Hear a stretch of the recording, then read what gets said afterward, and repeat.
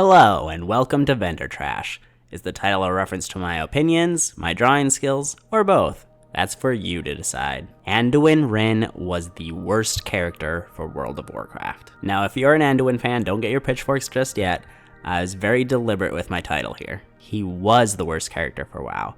In his current War Within iteration, I wouldn't say he still holds that title. And he was the worst character for WoW, not a bad character in and of himself. If we were talking about actual contenders for worst character, we'd probably be going over Medan, who basically got every power ever, or Zovaal, who was retroactively given credit for half of Warcraft's history, and made to be the ultimate big bad of WoW with no setup whatsoever. But Anduin is neither of those things. He's a perfectly fine character, just placed into the worst possible position for that character. I'm speaking primarily of his tenure as High King from Legion through Shadowlands. But we'll get to that. First, let's focus on who Anduin as a character is. He is the bright-eyed, blonde-haired prince of Stormwind, meant in many ways to mirror Arthas if he hadn't gone down a path of destruction. He is one of the most virtuous characters in the game, and strives to live up to those values. He is nominally a priest who wears plate, but is not a paladin. He was made a half-orphan early on in his life when his mother died to a stray rock thrown during a stonemason's riot, and made a full orphan in Legion when his father Varian got disenchanted by Gul'dan. He has since then made a habit of collecting surrogate father figures, including Velen,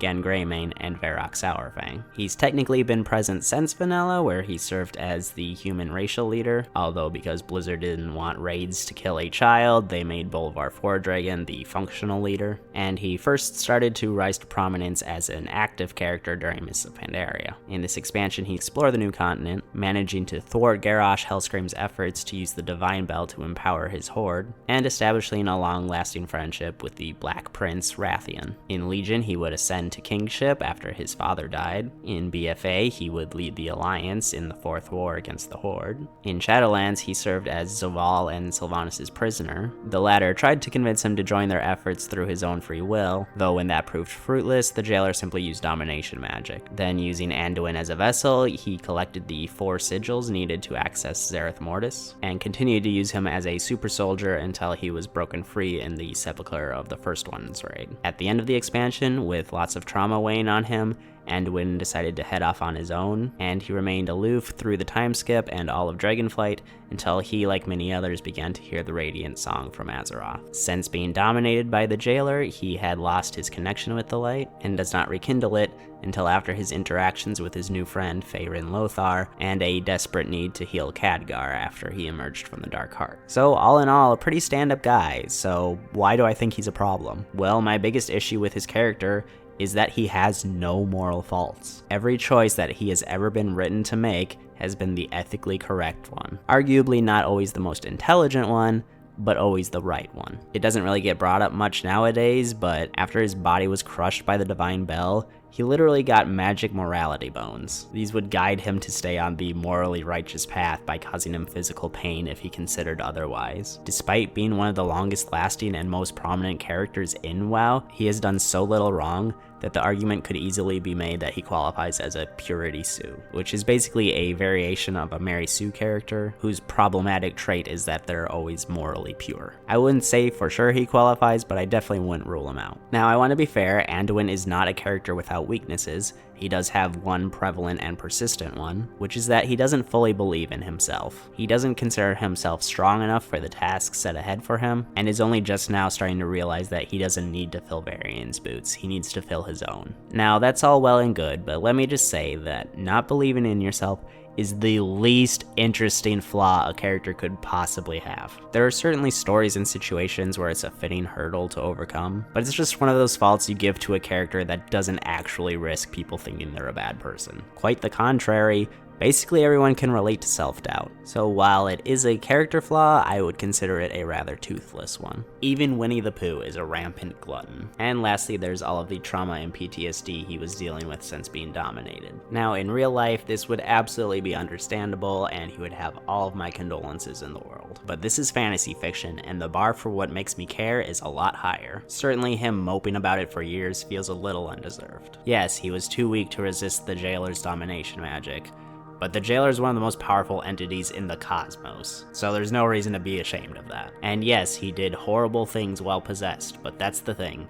He was possessed. He wasn't the one doing any of that stuff. We do get lines here and there about how part of him actually enjoyed it a little bit, but like, that's a very normal human emotion, Anduin. We all kind of like flexing our power on others. Like, PvP basically exists because we enjoy feeling stronger or smarter than other people. And yeah, most of us don't take that to the extreme of going around murdering people, but again, in his right mind, Anduin wouldn't have been doing that either. It also just doesn't really help that we're never really shown Anduin doing anything too horrific while he was dominated. Like, yes, he stabbed Carestria, but she wound up being fine afterwards, and he did invade Ardenweald, but that's not given a ton of focus. Arguably the worst thing he did was wipe a ton of raid groups in Sepulchre, so part of the problem is definitely just presentation. Blizzard didn't want to sully their pristine prince too much. Now, before I go any further, I just want to dispel any notions that I don't think men should be allowed to have feelings and emotions. That's absolutely not true. I'm fully supportive of guys having emotions, and I think it is important to have representation of guys with feelings in media, but that also doesn't mean you automatically have to enjoy every time it's done. And for the record, I go to therapy too. I'm diagnosed with dysthymia, which is I'm always a little bit depressed disorder, and have mild social anxiety. Imagine that in a WoW player. Anyway, as I alluded to earlier, I haven't always hated Anduin's impact on the story. I think he was actually quite a great inclusion to Mists of Pandaria. He was very much a pure and innocent character at that point, but he was a supporting character, which is very much where paragons of virtue like himself function best. He wasn't a driving force of the plot, he was more just the angel on Varian's shoulder. In that same vein, he's been pretty tolerable in The War Within. He's definitely a main character in this expansion, but he's at least not functioning as a faction or even racial leader, so his influence on the rest of the cast has been relatively minimal. That being said, he does run the risk of being problematic going forward if not handled properly, so please be careful, Blizzard. But where paragons start to not work so well is as a main character in an ensemble cast, which was the huge problem we ran into during the Legion through Shadowlands era. First of all, let's touch on the fact that he became High King, a very new title that Varian established himself, simply through inheritance, and none of the other racial leaders seem to take any umbrage with this, despite the fact that several, if not all of them, would have been better suited for the position, because for any of them to do so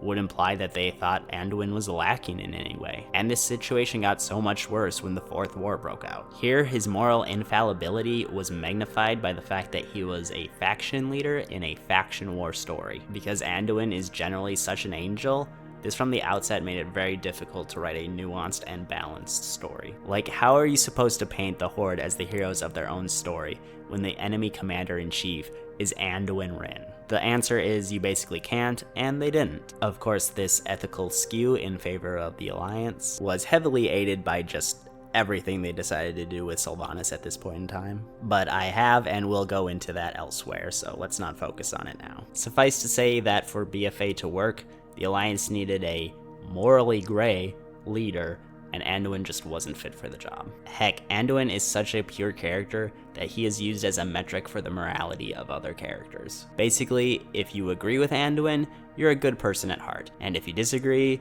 well, at the very least, you need to work on yourself. How about some examples? Bane Bloodhoof has great relations with Anduin, and Blizzard seems to keep portraying him as one of the most reasonable Horde leaders we have, despite the fact that most Horde players seem to hate him or just joke about how ineffectual he is. And Bane, please don't give little boys the tip of your horn, that's just creepy. Then there's Kalia Menethil, who has an extremely similar situation. Because Anduin had good interactions with her, we know she's a good person. So good, in fact, that her stupidity during Before the Storm is barely called out, because she meant to do well. And now, despite protestation from Horde players who absolutely loathe her character, she's one of the leaders of the Forsaken. Granted, those protests kept her from being the solitary leader. She's instead one of 5 members of the Desolate Council, but as far as actual screen time, she seems to be top 2 with Voss. Then of course there's Sourfang, and I cannot wait to make his video. The old orc was basically super depressed in prison, feeling bad about what he'd done, until Anduin basically pep talks him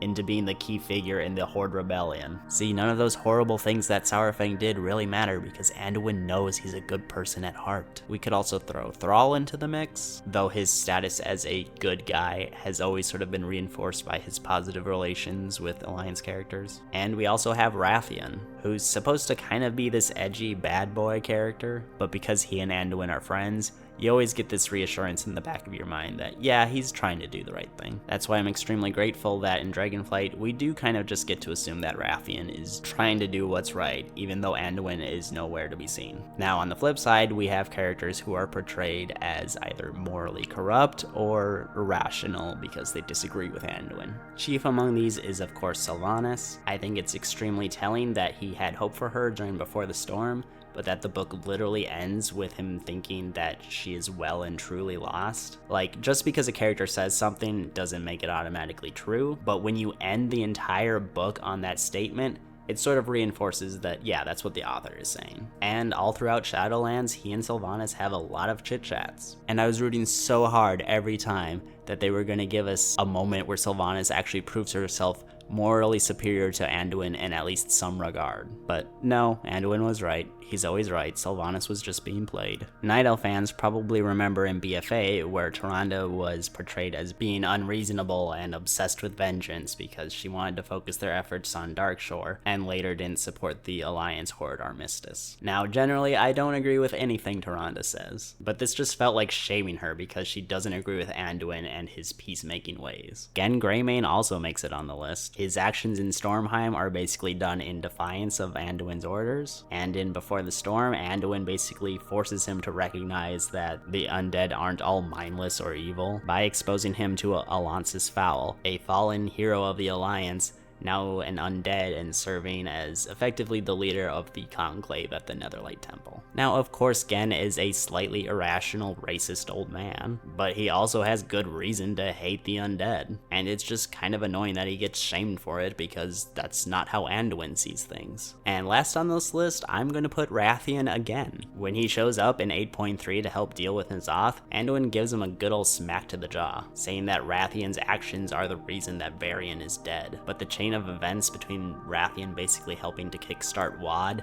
and Varian dying to Gul'dan is a very long chain, but you know, Anduin feels bad about it, so his punch is justified. And the last thing that I really want to touch on is just how prevalent Anduin has been as a character. Now, this is by no means something limited to just him. WoW has always had its favorite characters that keep getting brought back a little too frequently. Thrall, Jaina, and Sylvanas are pretty guilty of this as well. But I'd argue Anduin is probably the worst offender at the current point in time. I would categorize him as having a supporting role in of Pandaria and Legion, and being a main character of Battle for Azeroth, Shadowlands, and now The War Within. That's 3 times as a main character and twice as support, which is quite a bit on its own, but when you couple it with the fact that Anduin is consistently portrayed as the moral epitome of WoW, it really leaves the impression that Anduin Wrynn is the main character of World of Warcraft. And frankly speaking, World of Warcraft should not have a main character. It is a world with many races and many faces. There is so much more out there, so please don't just make it the story of Anduin. Anyway, for the drawing this week, I of course went with Anduin. I chose his BFA depiction just because it feels like the most iconic one at this point in time. You know, he was going through his whole Brad Pitt phase, and I just don't really feel like he's earned the grizzled World Soul Saga look he has right now. I chose to just put him in Elwyn Forest. You know, it's a very human zone. I could have gone with Stormwind, but I figured if I ever draw Varian, he's probably going there, so Elwyn Forest it is. It's also a lot easier to draw a forest than a city. But yeah, thank you for watching, and I'll catch you next week. Bye-bye!